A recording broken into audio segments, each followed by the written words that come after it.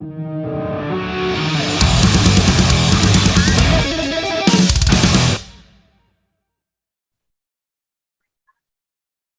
go, mate. Can you hear me? I can hear you, mate. How the fuck are you? You right? Yeah, you doing all right, mate? I'm all right. I'm not as dumb as I thought. I have a hard time with all this shit. I'm like, oh my God, I gotta figure this out. I'm not that important to do this that often, so. You are. You should do more of it. Well, thank you. I appreciate that. I'm going to take your advice. How you been, brother? You good? I'm good. How are you?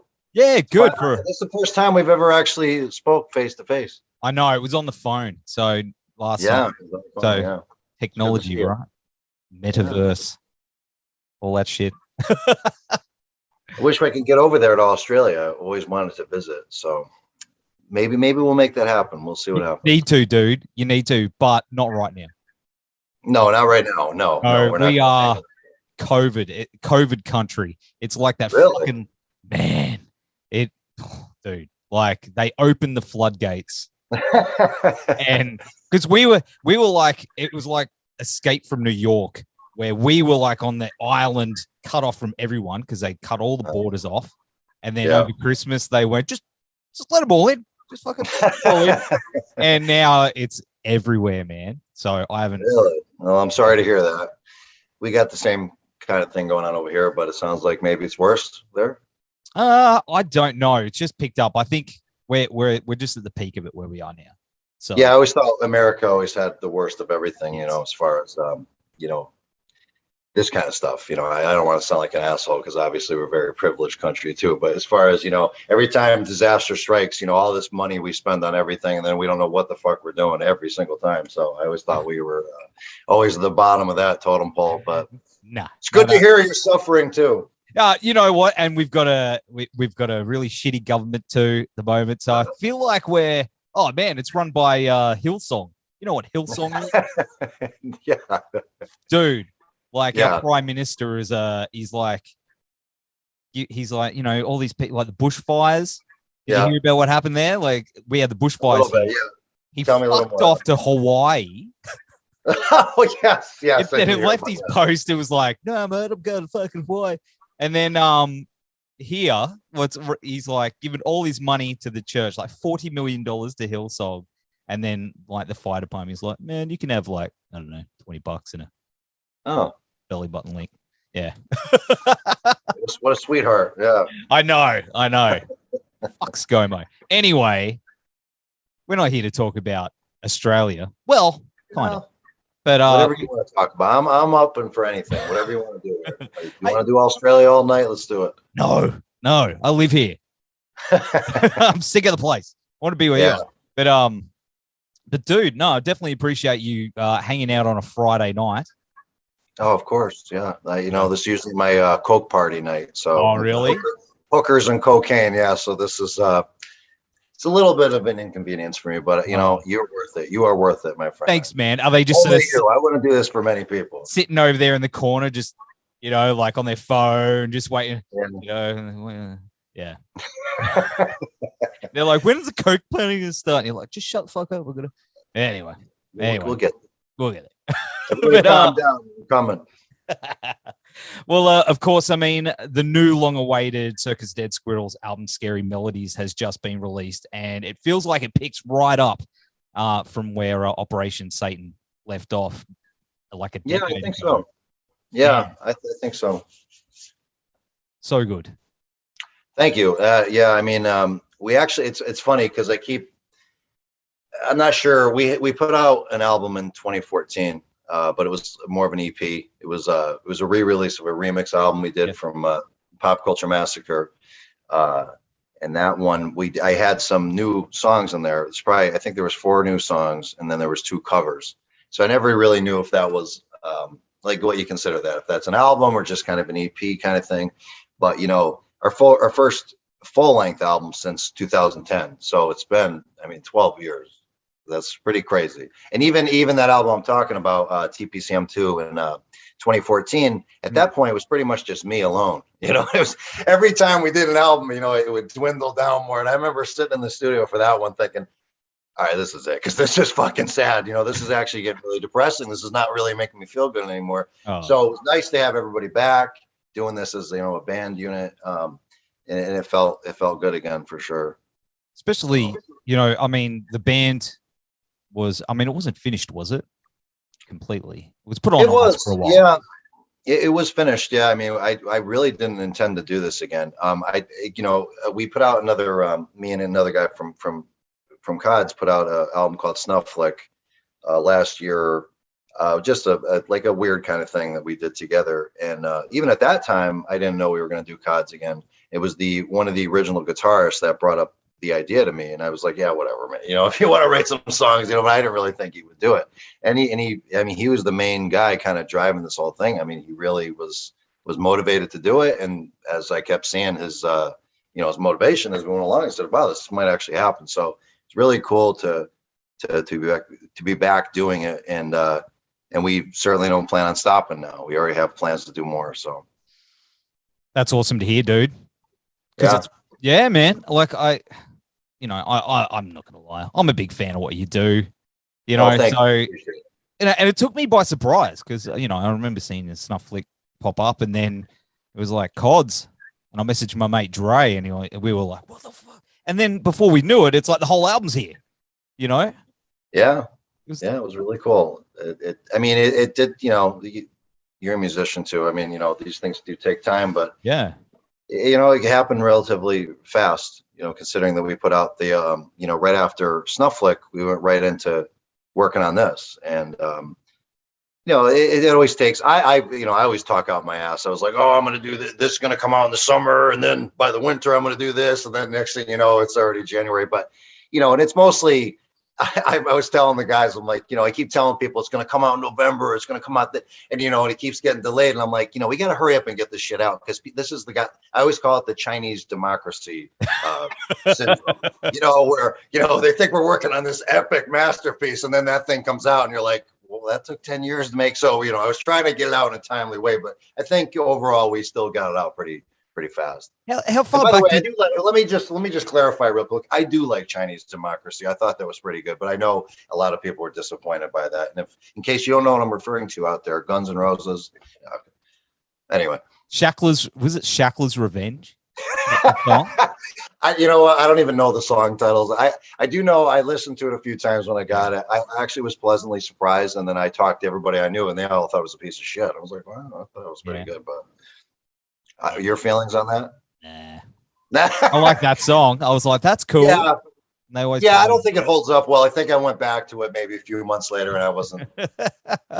Just exciting to hear Axl, I guess, again. But yeah, well, I'm personally on the hunt for the spaghetti incident, which got worse response. I remember you'd go into any CD store here, and there'd be like 10,000 copies of that, and now you can't find it anywhere. I just want to have like a shelf filled with the spaghetti incident, just so I've got that album. I like that album too. I covers. Not all good, but there's a couple.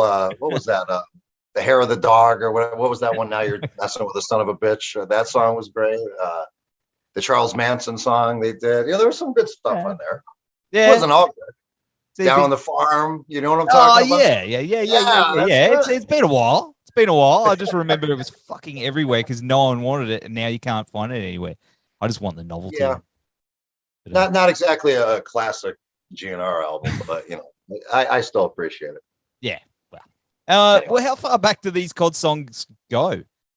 Oh, these are all brand new. This was all fresh stuff. That's why I was talking about that other album in 2014. Those were all old songs too. So that's why I never felt it was for everybody else, it was new material, and they had never heard it. But those were songs that we, in the very beginning of the band, that got cut from the first two albums. So, it still didn't feel like a complete, new thing. This was the first time, like I said, in 12 years that we wrote an entirely brand new album. So it blows my mind, dude. Thank you. And, it's interesting because I think the end result of it, we didn't set out. Well, our band we've always had a hard time fitting into any genre because we're a heavier type band for sure, but I don't know if you would classify us as metal. It's more industrial than anything, but there's a lot of different kind of elements to it. So we actually, you want to give people what you think they want to hear. You want to do what you want to do, but you also want to make sure people are satisfied and that they anticipate things.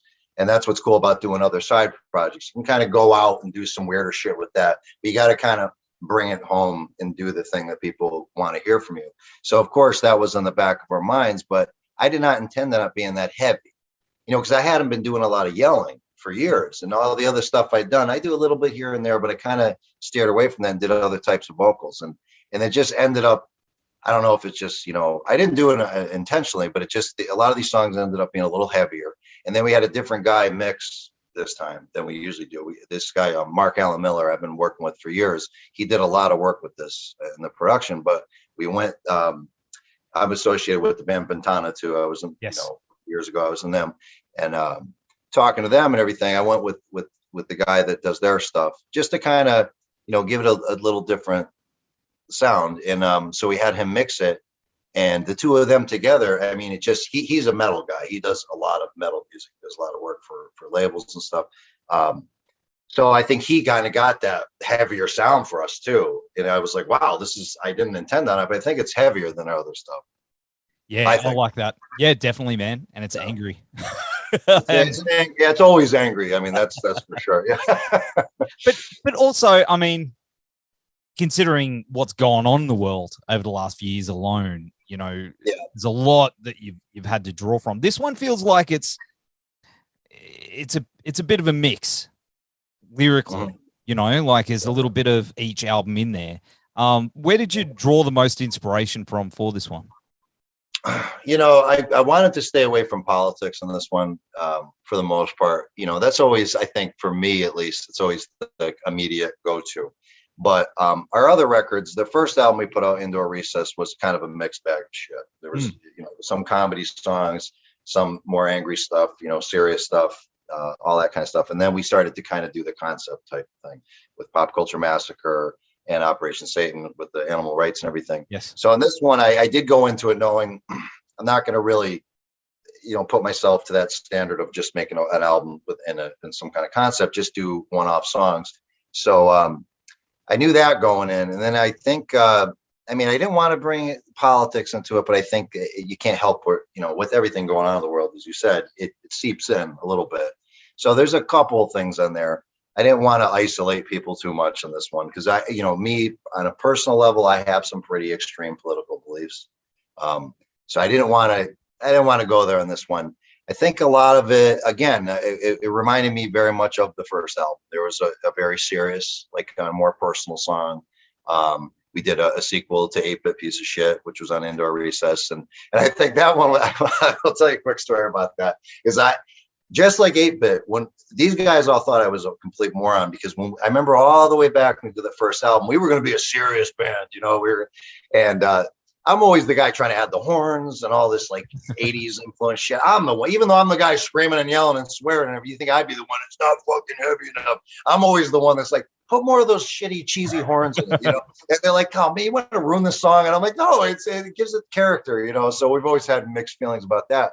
But when we wrote 8-Bit, I remember Dan, who was in the band at the time, he was putting in some of the keyboard effects, and it sounded really shitty. It was just cheesy stuff. And he's like, oh, I got to change these sounds. I'm like, no. We're all like, it kind of sounds like a Nintendo game or something. So that's where that came from. I'm like, well, I'm just going to write it about Nintendo. And he's like, come on, man. Are you serious? I'm like, yeah, well, it sounds like it. And then, of course, the song was pretty popular.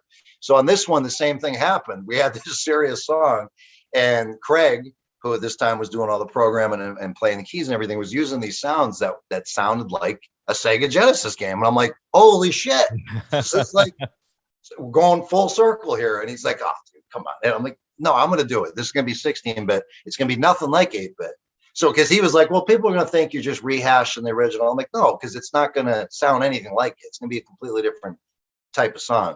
But that was kind of cool. It kind of brought a little tear to my I thinking, oh, wow, it's like when we first began. So that was cool. That happened. But, I just kind of took it song by song, and mostly angry type shit, though. I'm definitely kind of more in a pissy mood. Maybe it's age. I don't know. I'm usually pissed off. That's the thing I found about this album. Like, I just turned 40 recently, and there's a lot of stuff on this album that I'm finding that I'm relating to. Yeah. A lot. Like it gets pretty deep into some things like the first track.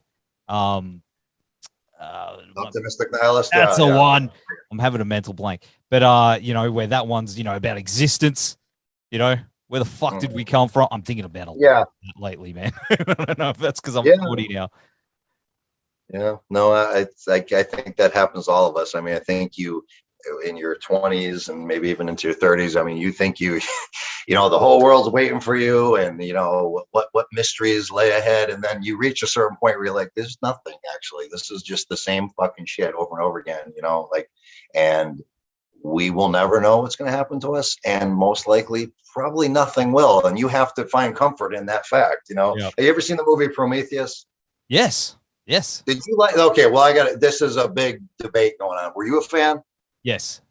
Oh, wow. You're, I think, the fourth person I've ever known to say that. But I loved the movie because I remember a lot of people were like, "Oh my God, the ending of that was shit." There was no, it builds up and builds up, and then there's just nothing. I'm like, I know, that's what I loved about it. Yep. It's so real. That is life. You could spend your entire life searching. There is no meaning. You have to make meaning. It's whatever the hell you decide. There's no, definitive meaning out there. I think that's not comfortable to think about, that there's some heaven waiting for you, or, you're going to keep, working hard every day, and it's just going to hit you one day what this is all about. It's never going to happen. You have to determine that, So I think that was the cool thing about that with the aliens and stuff. It's like, even that's where the whole optimistic nihilist, I don't really believe anything, but maybe there's like a bigger world above us that we're part of. I don't know. So yeah, that was cool. I don't even know where the hell that came from, that song, but it was just all one-off ideas, and it was fun to actually write an album like that, without feeling so pressured to keep everything in the same kind of concept. So, but there's definitely other stuff on here as well that it's, I think it, gets dark as well, man. Like that Lipstick on a Pig song's pretty dark, man, lyrically. Yeah, that one is dark, and it's always funny too. We always think we know what songs people are gonna like, and that was just not my radar. I liked the song, but I didn't think it would be one of the more popular songs. But right off the bat, that seems to be the song that everybody keeps saying they like the most. So yeah, that's a really dark song. I'd say most of the material is pretty dark in this one. Yeah, definitely. Yeah, like was it Hot Tamale as well as one I'm seeing a lot online. Yeah, well, that one I got pissed off about because I've been trying to, I thought that's probably my personal favorite song in the album, and it's a little bit more like a fun, wacky type of song. Yeah. And that was fun to create with the. I probably shouldn't tell people that, because I like when people don't know where it comes from. But we sampled Earthworm Jim. That, I don't know if you remember that video game. Yes. Oh man, I got Earthworm Jim over there. Do you really? With the figure? I do. Yeah. The Mezco one? The original ones. Yeah, from the series. The Playmates series. The Playmates ones. Yes, I have those too. Yes, I'm a big toy collector too. But yeah, I think everything sampled in that song came from Earthworm Jim, except the end that came from Looney Tunes. But yeah, that was just a fun song to put together with the sounds of the guy getting his balls chopped off and everything. And then I just heard crickets. I actually saw one review by a fan where they're like, "Oh, I love the album, this and that. The only track I can't get into," and they specifically said Hot Tamale. I'm like, what?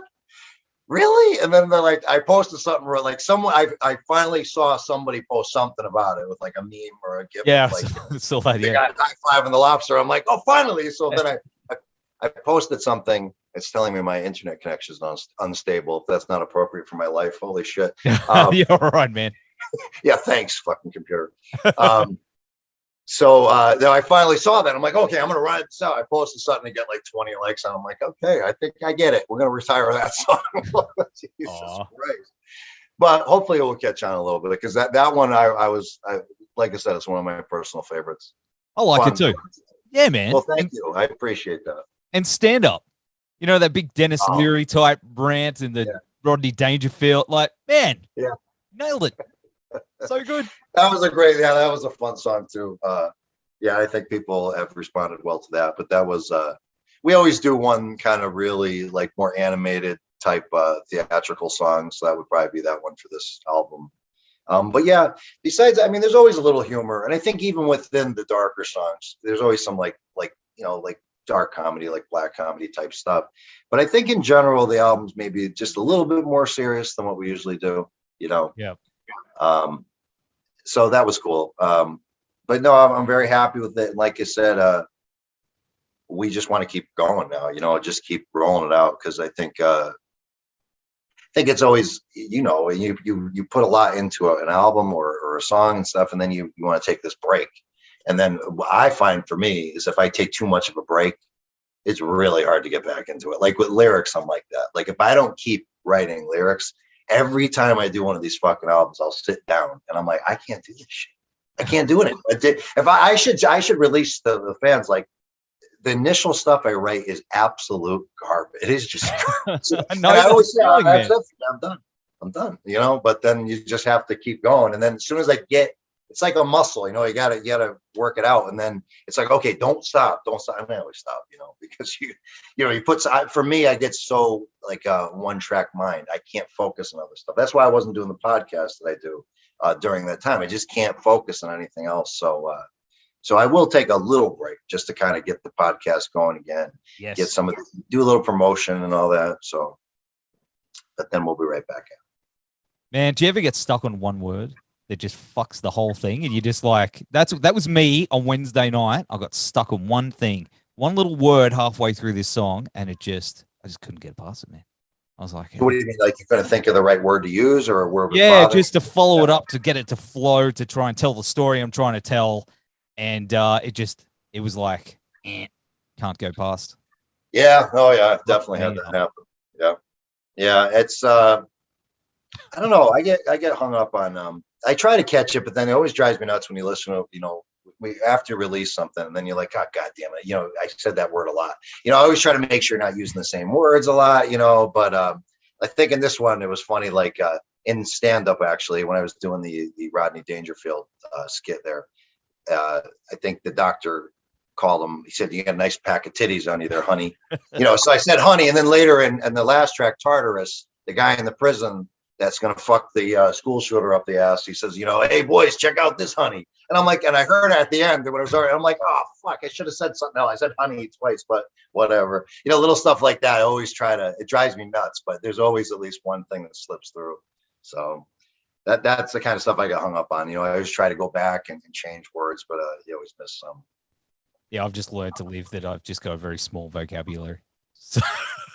No, I do too. But I mean, you got to keep pushing it because, yeah, like I said, when the initial stuff that gets down on paper, it sounds like I'm 16 years old. You know, it's like, okay, I gotta reach a little deeper here. This is not gonna be enough. So.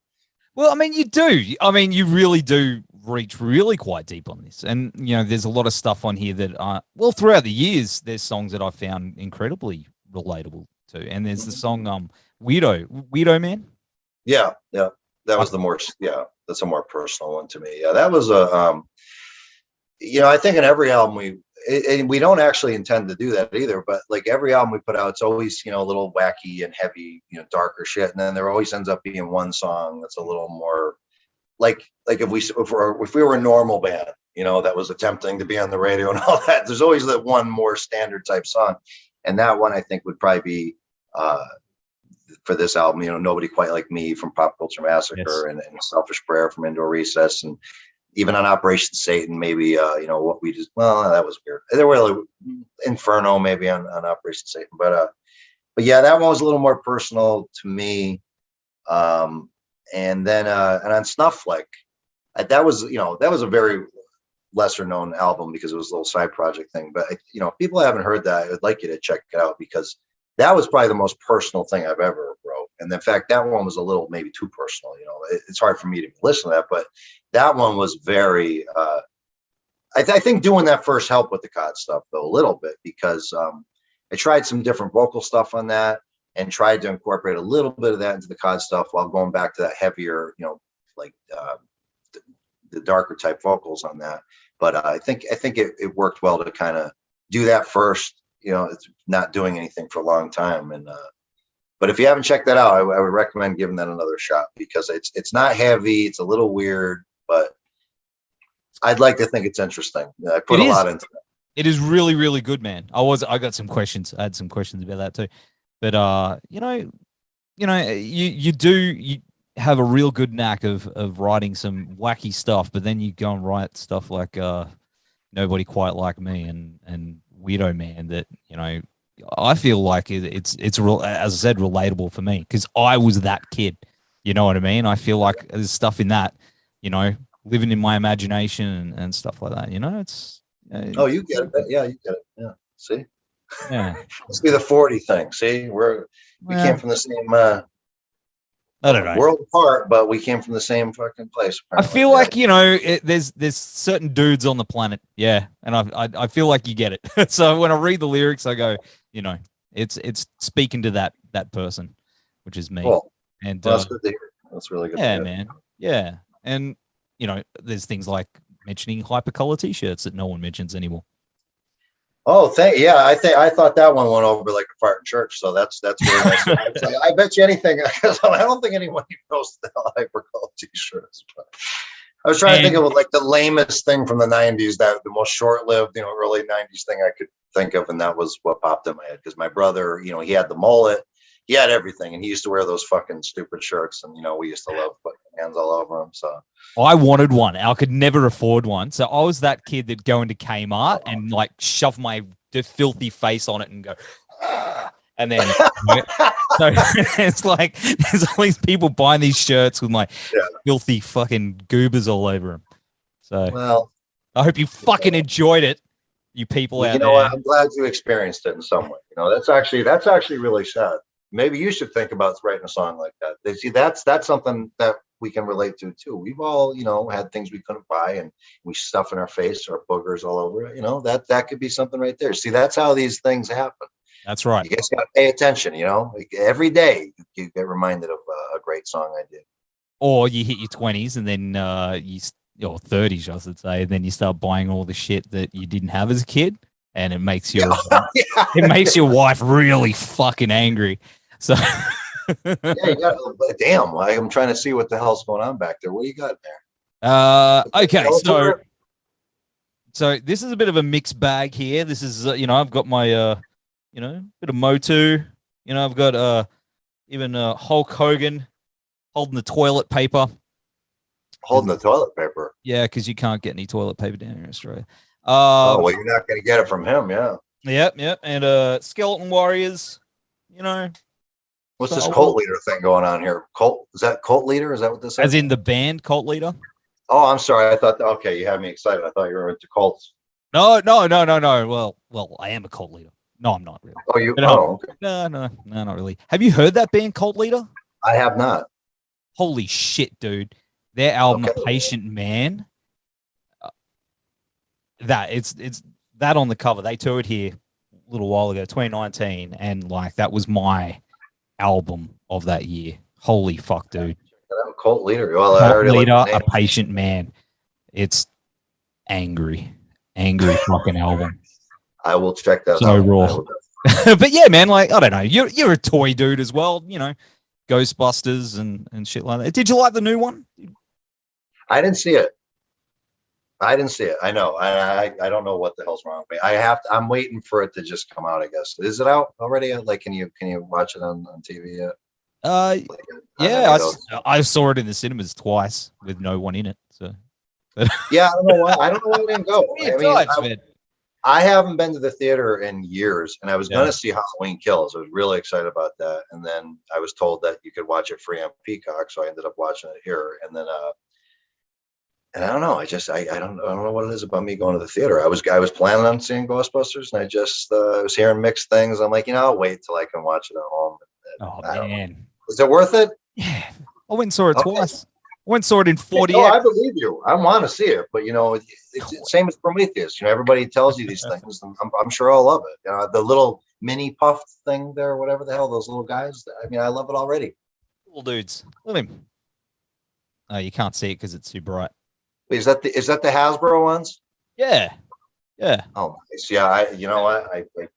I missed out on those. Those are already sold out. Yeah, I know. I couldn't find them anymore anyway. But I'm all about it, man. Sorry. But yeah, I'm a huge toy. This is why I have nothing, though. I have nothing. I have bins of useless fucking toys. That's it. And I look at this shit all the time, and every now and then I'll be like, all right, I gotta sell all this crap because this is just stupid. What's the difference if I look at a picture online? You know, it's sitting in a storage unit somewhere. I'll never see this shit again. I just have to have it, you know. But then I just can't get myself to part with it. You know, I always think, well, I can leave it to my son. You know, at least I have something of value to give him. So it's a sickness, I think, but you know, it's something 100%. I deal with it. You know. Me too. Like I don't know. I'm sort of gotten to that point where I'm sort of kind of happy with the collection, but this whole room is just action figures and shit, and it makes me happy. That's the point. Whatever makes you happy. You know? Yeah, that's it. And makes my life far worse things. Most people, it's extreme power and greed, and they end up, you know, destroying worlds. So, you know, feel good about yourself. I should. Until my wife, she goes, that fucking room. She goes, when are you going to sell? It sounds like you have a good wife, though, because obviously it's happening. I mean, it exists, and you guys are still married, so there you go. It happened piece by piece by piece, my friend. It's a couple more. Don't worry about it. Yeah. She was like, "What's that?" Like, forget about it. No, I honestly, I know people that collect this stuff too. I'm not gonna give their names out here, but spill the names. Well, they'll be watching this for sure. Not like the whole world's going to give a shit, but I mean, this person would. But anyway, they have to literally hide this shit in their trunk of their car. You know, that God forbid, like you'd think they have a hooker back there in the trunk. You know, if the wife opens that trunk, oh Jesus, you know. So we're blessed to have had women that will accept us for being complete fucking nerds. Hey, there was one thing, the Techno Drama. When I bought a Techno Drama years ago, because they're rare as fuck. Original, like Playmates one from you. Wow. Yeah. You have to have that, man. That's worth a divorce. You know, I mean, honestly, it almost did. Well, you know what? That one would be worth it. That and that goddamn sewer playset. Never had that either. Some rich ass friend I had that. You know what I'm talking about? The sewer playset. Yeah. Have you haven't got it now? Oh, I don't have it. No. Oh man. Can't have everything, man. You gotta have things you're shooting for. You know, that's when I know I'll make it. That's when I know I've made it in music, like hardcore, like I'm a big time star. When I have that goddamn new in the box sewer playset, that and my own action figure. I've always told people, no matter what I do, I will never, ever, ever consider myself a success unless somebody makes some sort of toy based on something. Doesn't have to be me, but just some sort of, you know, the squirrel, whatever, something from this goddamn band. You know, but these days, I mean, with 3D printers, we got 3D printers at my work.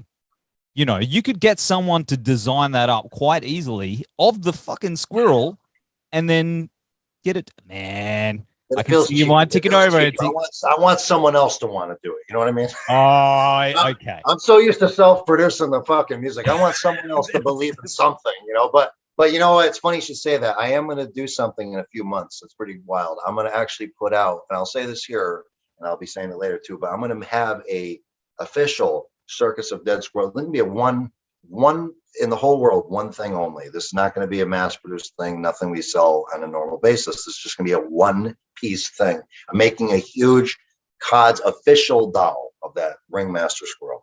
And I'm going to get one for myself. I'm going to make one other one. That will be the only two in existence, and I'll auction the thing up. It's just for whoever is a super fan and wants something that no one else has. I'm going to make an official, you know, not something I'm going to put together here like an asshole. Something that's made by a professional company. Yeah. So I'm really excited about that. That's going to probably be in the next few months. How do you want to trade for a sewer playset there, mate? Excuse me, a sewer playset? Well, that might be. Yeah, there is one left in the world now, and it's let me just ask you to get off this toy thing though. Did you have that Techno Drama in the box? Nah. Or did you get it loose? Loose. Okay. Yeah, she was loose, mate. That's all right. Very, very loose. Yeah, but but it smiles at me. You know, makes me. Yeah. Was it in good shape? Was it all scuffed up, or was it? It was all right. Bit yellow. You know, they get a little bit yellow, but it had the eyeball and stuff. It's missing a couple of bits internally, but really, I just wanted it to stand there and have that shitty shredder with that. You know, shredder's got that split leg where he doesn't stand up properly. Yeah, the scoliosis. Yeah. I don't know what the hell that was about. Actually, you know what? I saw something. I think on Netflix. What's that show? How the toys that made us or something. Yeah, you ever yeah, seen yeah. that? Did you watch that? Yeah, You would yeah. love that. I did. Yeah. I think they did explain why they did that. I think it was something to do with keeping him in scale with the turtles or something. They wanted him to be the same scale, the same height, so they like punched his back over. I don't know who gives a shit. Why does it matter if he's taller? But I mean, shouldn't he be taller? But I don't know. But because I even as a kid, I was like, what the hell is up with Because this shit, yeah. This weird little Man, I remember my first figure I got was the foot soldier. Yes. And because the turtles were literally like sold out everywhere, dude. Yeah. You know, and I remember that I got the foot soldier, and I was like, yeah, it's all right. You know, he's all like crunched down. He Like, was doing the same thing. Yeah, he was hunched over too, right? Yeah. I don't know what the hell that was about, but yeah, it must have been the height thing, I guess. Yeah. I don't know, it's weird. Yeah, but that's where all my money goes. So I want to thank everybody for supporting the band. I got a bunch of useless plastic that's sitting in a bin in a storage unit. Thank you so much. It's a sickness though. It is, man. I agree. I'm laughing, but not not on the inside. Yeah, I know it's that big hole that you're just gonna keep filling. It's a cheap thrill. I mean, it's yeah. You buy something online, you feel good. You get that box in the mail, and you're like, oh my god! And then that's immediately within usually about 2 or 3 hours, it's followed by very, very deep depression, where you realize I'm 40 years old and I should be investing in stocks and whatever all this shit regular people do, and it's like, and I'm buying toys. This is something got crossed along the way here. It's like, as you said, whatever makes you happy, man. Onto the shelf with all the other regrets. But back to music.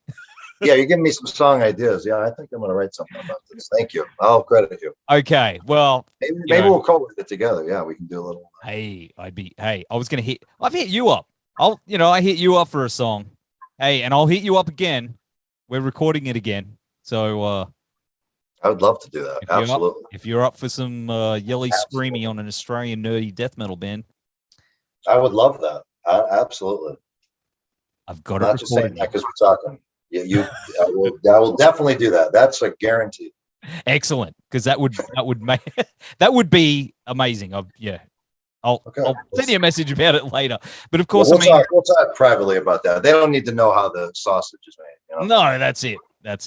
But of course, hey man, I've been keeping you for a while. Sorry if I'm holding you up here, brother. But I just wanted to ask you though, because you've got so many vocal layers on these songs, which it just blows my mind. Where do you usually start with that? Oh God. That's a good question, actually. That's a tough thing. I think I don't really have a process of it. I think I do usually kind of come in with an idea of what voices I want to use together. I mean, sometimes it's just kind of trial and error where, I might intend on doing one voice and it's like, oh, that might sound cool with a lower voice. And, sometimes it's like that. But a lot of times I do start with the more like, my more just regular mid-range singing voice and then kind of add the things on top of it. But yeah, I don't really, I think that mostly happens organically though. I think when you hear it out loud, because I think a lot of people nowadays too probably record stuff at home, at least for like a demo. I don't do that. I don't really have any, I live in an apartment. I don't have any capabilities. I can't sit here and scream, without getting arrested. So I don't really, when I'm going to the studio, it's the first time I'm hearing this stuff out loud. So sometimes it's, it's, you got to think on the spot too, because you're like, oh, wow, that's not working. But, I do have a rough idea, but I think a lot of it is just kind of trying, things out loud once you get in there. Man, but thank you. I appreciate you noticing that, because I do try to layer those up. No, it really blows me away, because it's so man, it really does. Like, I'm not just saying that because there's so many layers. I don't know how you'd even process that, especially on the fly. I've tried doing it, and it takes me a lot of time to map things out and write everything out. But how long does it usually take to record a song doing all that? I know you get a certain amount of time in the studio, but that's a lot of over the top. Yeah, no, I think that the other thing about our band is being so low budget, I mean, we're doing albums for well under $5,000. And that includes everything. I mean, that's mastering, you name it, the whole shebang. And that might seem like a lot to some people, but in the music industry, as you know, I mean, that's actually very, very low. Yes. I know mid-sized bands, they're spending minimum $20,000 to $30,000 on these things. So we have a very limited budget. So of course, as you said, in the studio, we are a little bit of time restraint. So I usually kind of give myself, because I'm also the kind of person, I'm never really satisfied with anything. I have to just kind of trust other people. Like, believe me, it sounds fine, because I'll keep doing it over and over and over. I'm never like, yeah, I like that. It's that sucks. Do it again, and I just can't do that, And I mean, that's probably a good thing because nothing would ever get done. But usually I'd say for vocals, the songs don't usually take more than a couple hours, to do the whole thing. Yeah, I think this one we were doing typically about three to four songs in a day, Wow. So, yeah. That's just got that, but I do come in there with a good plan. I really try to organize it as much as I can because I know I don't have that whole lot of time, especially just hearing it out loud for the first time. I mean, sometimes, they take a little longer than others, and sometimes they just fly right by. But on average, 1 to 2 hours. That's crazy, dude. Because I would love, I remember when we put out the first album, you knew that one was going to be self-released, self-produced and all that. And then, especially that was 2004. I mean, that's how old. But, and especially in those days, you thought, oh, maybe the label will pick us up and bro, all this shit. Wow, they're going to be so impressed by me, and they don't give a fuck. So, you just keep doing it independently. But I always thought, oh, God, I can't imagine if we had, someone just handed us a chunk of money, not to pocket the money, to spend it on the album, to spend that's the thing. Our songs have so much stuff in it. And it's always bummed us out a little bit. I don't think people hear what's in there. These songs would really need a good couple days each to be mixed. There's so many, even on this new one, there's so much stuff in there that we know is in there, but you just can't hear. And it's a bummer a little bit, but we can't work on it forever, and you just got to settle at a certain point. But man, you can hear it, especially with the samples and how everything links together lyrically. It's very, as a listener, I hear it and it's like, that sounds like such a overwhelming process that when it comes out, I'm still hearing shit. Like I've listened to it several times over the last, since I bought it a couple of weeks ago, and I'm still hearing stuff pop out. You know what I mean? Like stuff out of nowhere, my headphones at work, I'm just listening to it. I'm noticing things all the time, and I'll probably notice more and then go, oh, I wanted to talk about that, but well, that's good to hear though. That's really cool. That's the intent. So, but yeah, there's a lot of stuff in there that, and that I think we've learned through the years too. Our first album, it was so stupid, man. Like we'd have like a keyboard effect. We're like, oh, that one's awesome. Let's put another one in there. And it ended up being like four things doing the same, playing the same notes. And it's like, at the end of the day, it doesn't sound like anything. Just one dominant sound there. That's like, well, why do you? So I remember like the first album we did with Mark, and he was just overwhelmed. It's like, wow, there's a lot of tracks here. And it was just totally unnecessary. It was just, we didn't know what we were doing. Like, oh wow, put 6 things doing this really cool line. It doesn't matter. You don't hear it in the final mix. It's just, so every time we've done this, we've tried to strip it down more, learn that we don't need that much stuff. So this one had a little less, with the intent of the stuff popping out more. But I think it did end up being a little bit more guitar driven anyway, this album.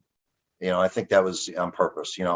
You can hear the keyboards, but I think on this one we did want a little bit of that like heavier thing coming out of it. So, but it's cool to hear that you can hear that stuff because everybody, when you're mixing an album, every band member wants to hear their, that's all they talk about. What do you think it sounds like, man? I don't know. The bass is a little low. It's like, I know, but what about the rest of it? You know how these guys are. So I think, like Craig was like, I want to hear the keyboards more, and it's just like, I know, man, but it's a. And then things start smashing together, and then you just and you turn this up, and then this gets drowned out, and then you turn that back up. It ends up being a fucking mess. So you have to kind of settle with things being where they're at. But. And then you just drop the bass completely, like Metallica did to Jason Newsted. What? Did they do that to him? Oh, I don't know. Back in the day. Did they really? Ride the Light? I don't know, man. Was it right? No, it was fucking Justice for All. Remember, They took there him was off just that? the bass was non-existent. Oh, that's right. Yes, I have heard that. And in fact, I think I saw that somebody did like they added bass to it, played Yeah. that. Yeah. But he is on that, or was he on it? Yeah. But that was just me, just doing a bit. Okay. Yeah. No, but I've actually heard that. I've heard Yeah, that. That's true. why I didn't know. They're like, "Where's the bass? Where's the bass?" But yeah. But what else you got coming up? More Snuff Flick podcast, more CODs. Yeah. Well, we were just talking about this, but we definitely John, who's the guitarist, the guy who kind of made this whole album happen. He's already starting to work on some new COD stuff, putting together some new songs, writing the guitar parts, the riffs. So we know we're going to do that. I'm trying to do something pretty goddamn big with the next one, and I'm really trying here. But I'm not going to make any promise, because if I can do this, this is going to be a phenomenal album. It really will, and it's up in the air. Just know that I every time I try to do something different, this one is something I've wanted to do for a long time, and it will be fucking cool if I can make it happen. So kind of thinking ahead already about the COD stuff, but we've toyed around with the idea of doing a Snuff Flick sequel, but I don't think we're going to end up doing that. We're probably going to do some other type of project. I had done this other band called Plutus Hubris a couple of years ago. We had just ended up doing 2 songs. I don't like leaving things unfinished, so I was going to try to finish that album up this year. As you said, I'll bring back the podcast. Maybe start branching out a little bit more with that too. You know, I got to finish up what I intended on doing with that, talking about the albums and stuff, but then maybe trying to find a way to kind of get the show a little bit outside of the band, so we can keep doing it, and because there's only so much to talk about with the history of the band, obviously. So yeah, that we have a lot planned. There's a shit ton of merchandise coming. I'm really giving it a good push this time. We hadn't been doing this for years. There's going to be a lot of promotions coming up. I'm looking into all this stuff.